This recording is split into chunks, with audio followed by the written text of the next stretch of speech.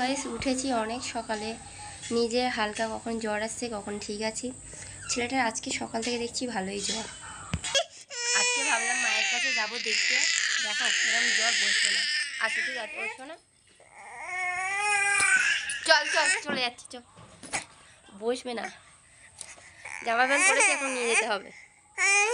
ভাবলাম মায়ের কাছে যাব একটু, সে আর উপায় নেই, কি করব।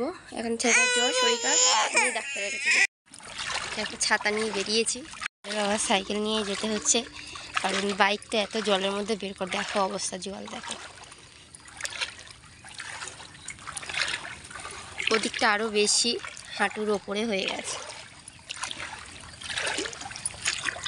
বাবাই 7 সমুদ্র 13 নদীর পার হয়ে ডাক্তারখানে এসে বসে আছে। আমার গলার ভয়েসটা বুঝতেই পারছো কীরকম অবস্থা, শরীর খারাপ। তবু ভাবলাম তোমাদের সাথে ভিডিও শেয়ার করি, ওই জন্যই করা আর কি ভিডিওটা। আর এদিকে দেখো ডাক্তারখানার দিকে চলে এসেছি। এখানে আমার জন্ম, আমার দেওর এসে নিয়ে গেল ছেলেকে। সন্ধ্যেবেলা একটু চাউমিন বানানো হয়েছে সবার জন্যেই, আমি সমস্ত কিছু গুছিয়ে দিয়েছি, আমার দেওর আর বানিয়েছে। ওই চাউমিনটাই খেয়ে আমি শুয়ে পড়েছি, আর ভাত টাত কিছুই ভালো লাগছে না খাই। তো চলো, গুড নাইট।